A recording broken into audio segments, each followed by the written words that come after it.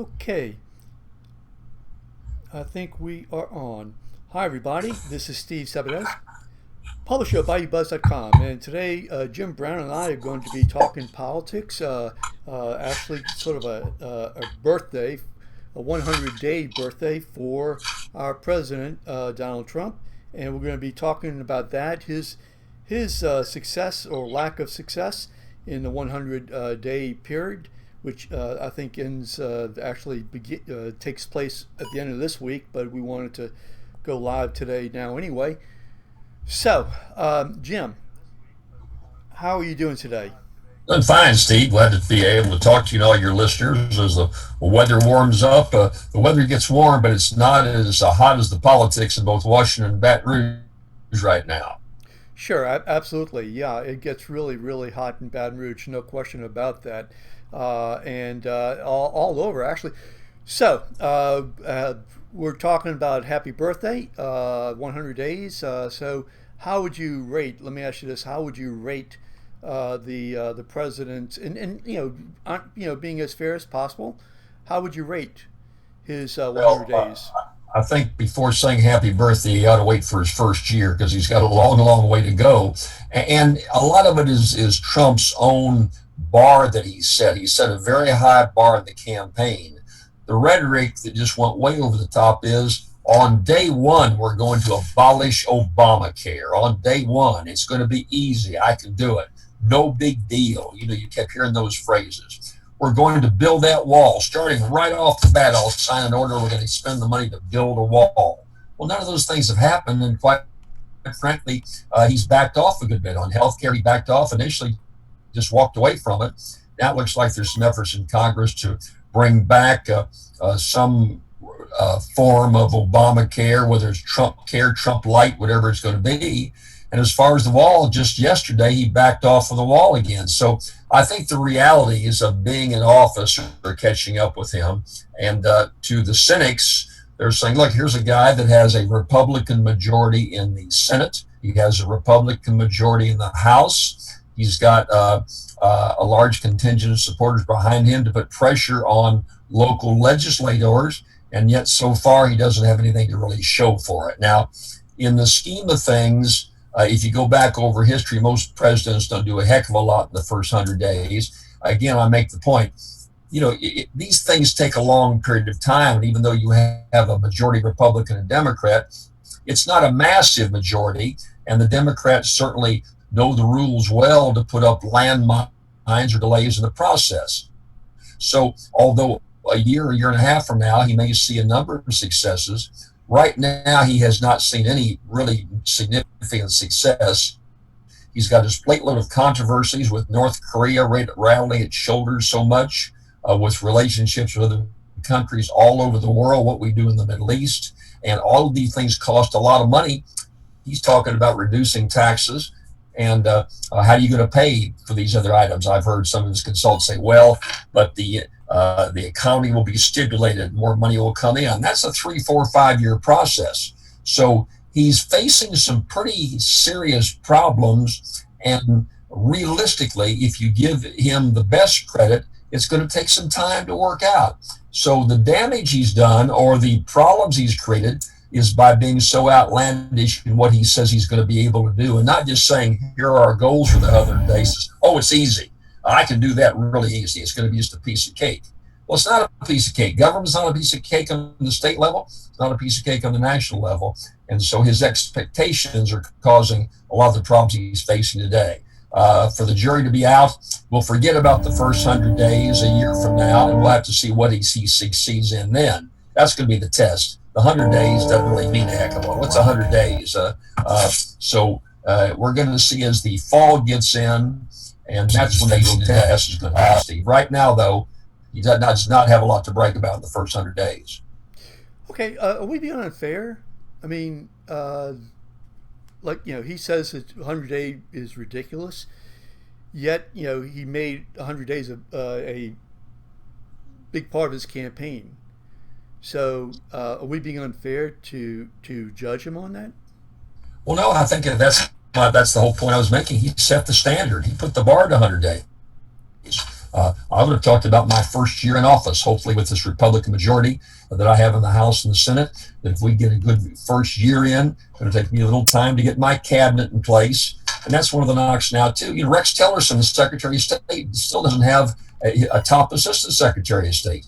Many of these departments, the positions have not been filled. So instead of saying, look, we're going to really hit the ground running, my first year is going to be a huge success. That's okay. You can't argue with that. But when he put the bars the first day in office, or the first 100 days, he put the monkey on his back. He set the standard, and therefore he's got to be judged by that standard. You can't blame people for attacking him on that standard. He just could have gotten the same results politically in the campaign by saying, you'll hit the ground running, and you'll be amazed what I'll do in my first year in office, not the first 100 days.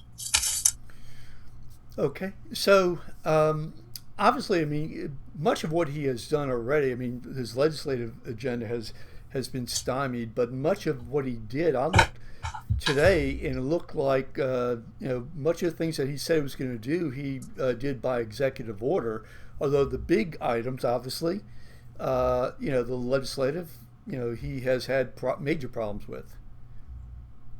Well, he's certainly done a number of things by executive order. The problem is that it's a question of how effective those orders are. I just saw where a judge prohibited him from holding funds back from sanctuary cities. I don't know the legal arguments, even though you are both attorneys. I personally have a problem with sanctuary cities. I don't think you should allow cities to pick and choose what laws they'll enforce. Having said that, Trump said he's going to withhold funds from sanctuary cities. And just a matter of an hour or two ago, a federal judge threw that out. And of course, his whole immigration program, you had a judge out in Hawaii that put a damper on that program moving as fast as it is. And the attorney general, Hawaii, someone needs to tell the president attorney general happens to be part of the United States. But he talked about some little island, a judge, some obscure judge in some little island out in the middle of the Pacific Ocean. That's absolutely incredible. Yeah. And to say that he was kidding, well, maybe he was kidding, but you got to watch what you say. No doubt about it. No doubt about it. So, I mean, really. In any event, what I'm saying is, yes, he's done a number of things by executive orders, but a lot of the things he's done has not been able to take place because of the legal stymieing, where he would do this without building a consensus. Now, in fairness, let me say this about him. Obama kind of took the same approach. Obama kind of ran roughshod with his executive orders. He did not consult the Republicans, even though they were a minority at the time. He rammed through, and he didn't really keep his alliances. And as a consequence, he didn't have a lot to brag about in the early period either. There's some consensus building that maybe you feel like you don't have to do if you win a victory. But both Obama as well as Trump now have not really built those alliances, tried some executive orders. They're not really holding a lot of water. So, but in the scheme of things, if he pulls off a few major victories, he's given credit for the Supreme Court justice. In the scheme of things, politics today, just like the whole news flow, has a shelf life of, not just weeks or days, but hours. And as a consequence, if things get rolling, there are some successes. And, one good thing like North Korea throwing up a missile and us shooting it out of the sky will bring America to the rallying cry. Say, go there, Mr. President, we're all for you, just as 9/11 did, served as a rallying cry for President George Bush. So events kind of have an influence. Things that are unforeseen can have a whole lot of bearing on the success of this president and how he's going to be judged. We're passing, it's 100 days. He set the standard. We're talking about it, but we're going to forget about it in a week or two and move on to something else. But right now, if you were grading him on what he said he was going to do, the grade would not be very high, Steve. Okay, so what about Korea? North Korea? I mean, certainly, I think he's getting some kudos for that. Apparently, China is helping out some. So, in the area of foreign policy, is he surprising you, or do you find that maybe what he's doing is too provocative? I don't think he's been that too productive. I see that a submarine capable of firing nuclear missiles has made itself into the waters close to Korea right now. I think, we got to assume the worst, but this lunatic that runs North Korea could do some awfully crazy things, and it's just not the atomic weapons. He's got a number of high-powered conventional weapons that are pointed right at South Korea. So let's assume right today he pull this Kim Jong Il pulls the plug and starts lobbing missiles into South Korea. We have commitments, we have alliances, we have 40,000 troops that are on the border. So if he's going to go kill 5 or 10,000 troops I think the American people are going to expect a strong response. So the fact that if I were him, I'd be moving an aircraft carrier in over there and just assuming the very, very worst, because with this lunatic, you can't ever tell what he's going to do. So I don't think that Trump's been overreacting at all. No one knows for sure why that last missile in North Korea failed. The consensus inside wisdom is that our computer programmers on the South Korea-North Carolina border were able to infiltrate and mess the whole thing up. I hope that's the case. I hope we have that strength. But the danger is that we can level the entire country, wipe him and everybody else out, but we pay a price in terms of him getting missiles off the ground to do a lot of damage in that part of the world, where we have both physical presence with our troops and where we have a lot of commitments. So it's a tough thing, and I think he's, quite frankly, the administration is taking the right course of telling China, look, this is really your problem more than ours. You're the one that can do something about it. You're sitting there taking 80% of all their trade in through your country. And so if you really want to keep peace and keep your presence there, uninhibited by the United States bringing in more and more of a presence, deal with your problems at home. And we'll rely on you to do so, and we'll be glad to leave you alone. But this is a day-to-day watch. There's no easy answer. There's no easy solution. It's a chess game, and the move, quite frankly, we're in a waiting game to see what North Korea does, hoping that pressure from China is going to get them to kind of go very low key for a good while we consider some other options. So that's the best hope, and I hope that happens. Okay, let me just point out that above us, number one, we have a telephone number and a meeting ID, and if anybody wants to call in, and we'll be glad to take the call. Call this U.S. toll-free number, and then the meeting ID underneath. So please go ahead and call, and be more than happy to take your call. We have about 15 minutes. Secondly, above me is good friend Jeff Carrere, is his book America's Last Chance, by Jeff Carrere. Jeff is a radio talk show host, WGSO. Apparently, he was telling me that he was on TV a lot, national TV, I think a lot yesterday, dealing with the issue down here in New Orleans, which we'll talk about shortly, where he was talking about the monument removals. Has that made I'm sure Jeff had a lot of the national media. I saw it on most of the news, national news last night at NBC. I happened to watch and catch that segment.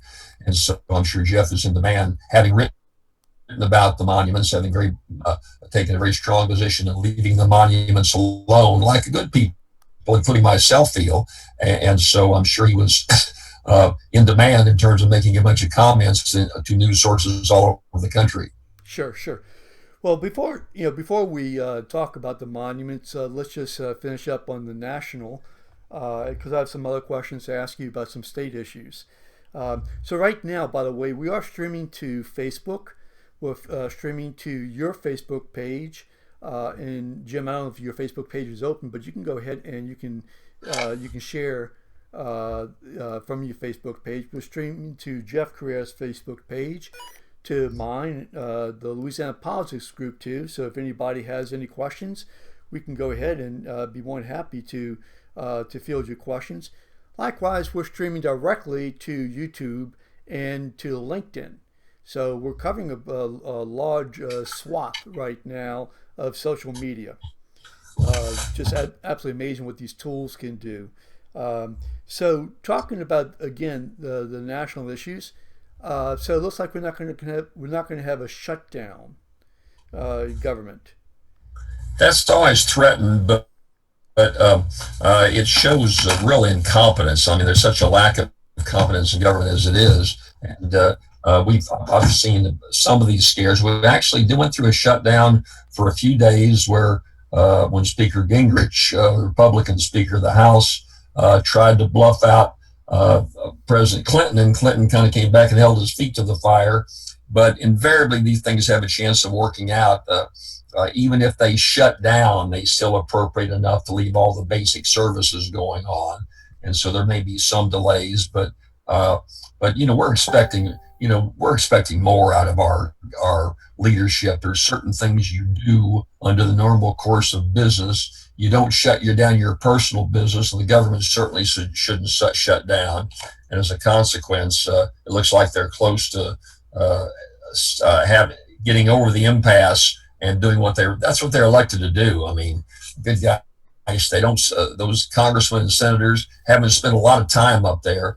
I was looking over some of the Louisiana delegation. They've been in office 2 or 3 months, and already they're going off for a week and 10-day junkets to check on what's happening over in this part of the world, that part of the world. I mean, the job is in Washington D.C., and that by that way, that same knock goes to Donald Trump. I mean, flitting off to Mar-a-Lago every weekend.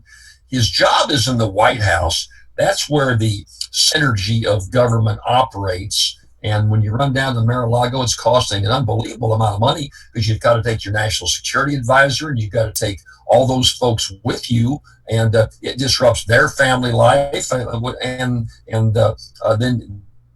the huge expense. So he can go down and play golf and hang out, and it actually promotes, his big hotel down that way. And so I felt the same way about Obama, by the way, rushing off to Hawaii so much to vacation. You got Camp David, which is just right up the road, short helicopter ride, and you've got the White House with indoor bowling alleys and putting greens and basketball court and everything else. So stay, if you want to take all these big vacations, you shouldn't have run for the job. It's only 4 years, and you go back to Mar-a-Lago. But Trump and Louisiana senators and the whole gang should be up there in Washington dealing with these issues and not shutting down the government and trying to find some way to bridge these gaps that seem to be almost childish, quite frankly, and petty in terms of not getting anything done, Steve. Okay. So let me shift gears for a second. Uh, I'm going to hit something over here, and it is. Let me bear with me. Um,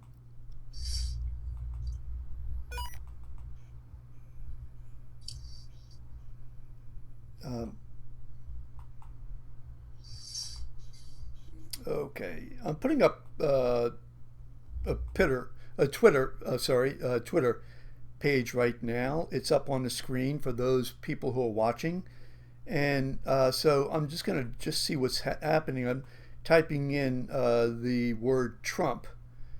So let's see what's on the news right now. It looks to me like, okay, so Trump's sanctuary cities order blocked by federal judge.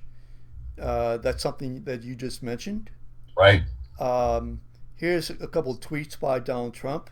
This one, let's see, 9 hours ago.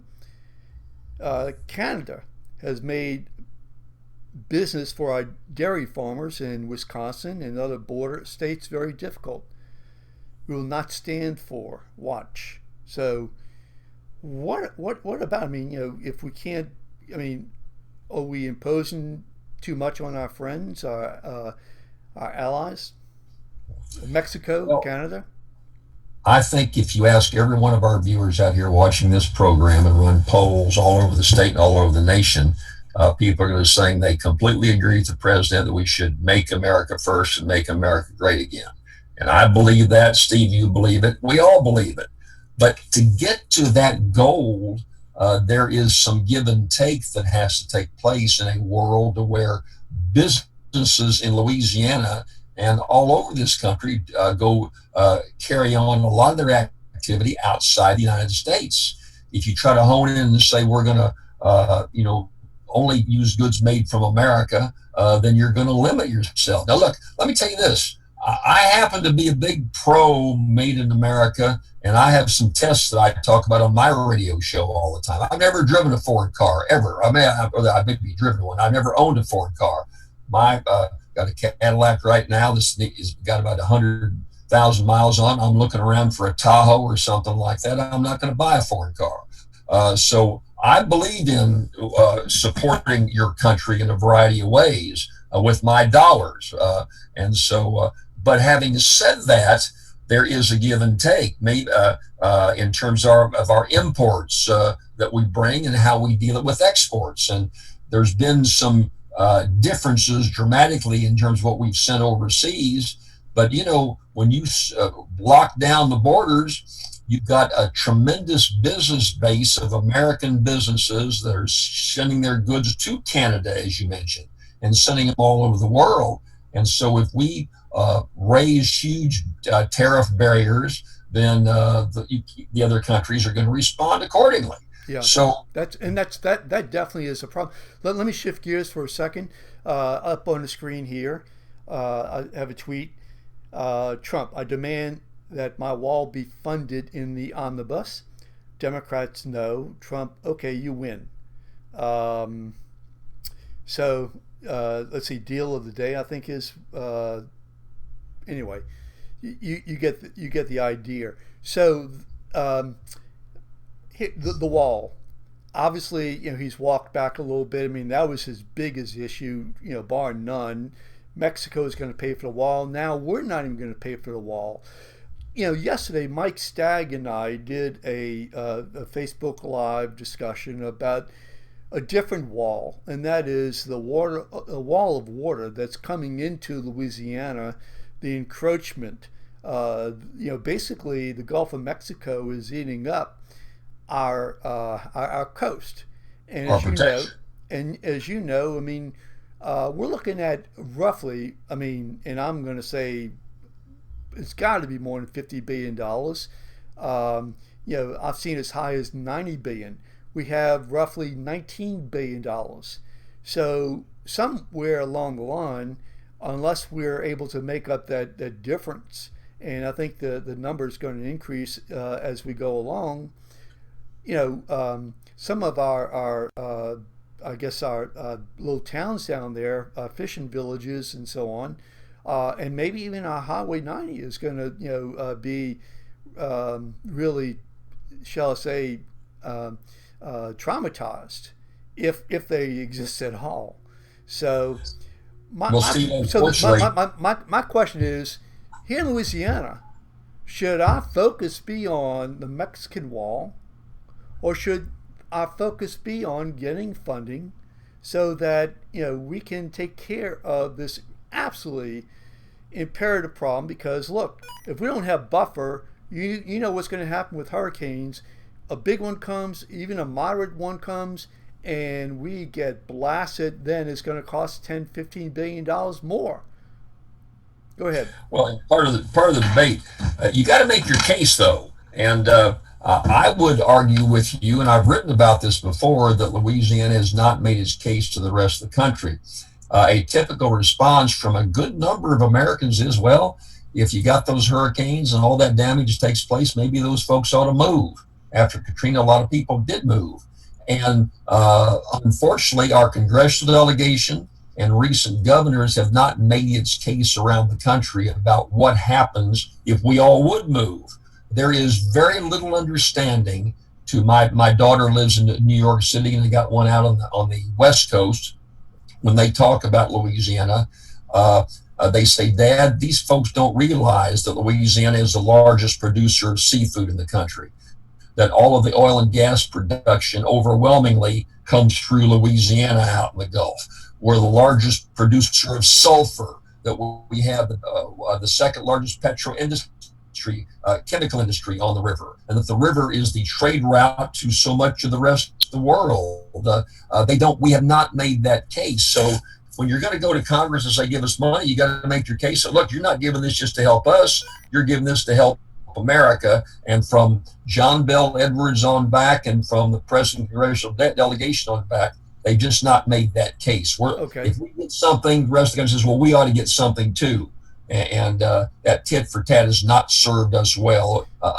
What, $100 billion is what the best guesstimates are to take care of the problems in terms of our coastal area. Well, I remember when it was 10 billion, Well, then it was it's actually I think 50, but I've seen estimates up to 90 billion, and we have about 19 billion roughly from BP money and also the stream of money that Jindal and Andrew were able to get. One last question, because I know we have about 2 or 3 more minutes. Shifting gears to Louisiana for a second, legislature. Okay, so here's my take. As you know, the cat tax just failed, and the governor came and said, "Look, we never had a chance. It failed before we even got it out." So now we're looking at Republicans are saying, "Okay, we need to cut." We're talking about $400 million for this year, maybe about $1 billion for next year in terms of the sales tax revenues that is coming due. That basically is going to end, and then we're going to have to fend for. We're going to have to come up with some money, or we just cut. Here's my proposition. Why doesn't the Republicans, they control the House, they control the Senate. I've heard them say, well, we don't know what the budget is. It's the governor's budget. You were in the legislature, state senator, secretary of state, insurance commissioner. Tell me, what if the Republicans who control both houses, what if they just say, look, Governor, we're going to cut, okay? And they get the Senate president to go along. They threaten him they're going to get rid of him, and they cut. What happens? Well, it's great to say you're going to cut, but then you're looking over at the rail where I sat in the center and look at the rail just covered with lobbyists. So, okay, let's cut. Let's cut back. Oil and gas gets some sweet trade-offs here. We get certain tax breaks. We don't pay as high a rate in Louisiana. Let's go ahead and maybe deal with that tax break a little bit. Oh, you can't do that. Let's don't give the movie tax credits the love we're doing. Oh, you can't do that. Let's cut higher education. Well, you've done so 15 times in the last, say, 10 or 15 years. You can't cut us anymore. We're at our bare bones. And so there is a constituency for all this money coming in, number one. And number two, there's a constituency for all the various breaks that are given out there, some $2.5 billion in tax breaks. Sure. And so it's easy as a Republican to say, we're going to cut no more taxes, but then you pull them over and look them in the eye and say, tell us where to cut. Well, that's the governor and his people need to come up with that. We're just saying we're not going to vote for any more taxes, Steve. That's how I see it. Okay, so, what if they did cut? What if they just said, I'm sorry, but we're going to cut $1.4 billion, the procedure? I understand what you're saying, and I agree. But, from a procedural standpoint, they cut. The governor, all he can do, am I correct, is line item veto. Right. That's right. So, the solution, of course, is a very simple thing that our friend C.B. Ferguson has proposed for years. Have a constitutional convention just dealing with revenue and go ahead and say, we're going to not wipe all these exemptions out. We're going to make you folks justify it. We as legislators are going to go down the list and see, do we really need to be giving away $2.5 billion? And there's plenty of give there that could go a long way in cutting, if you will, or actually needing more money. But there's no courage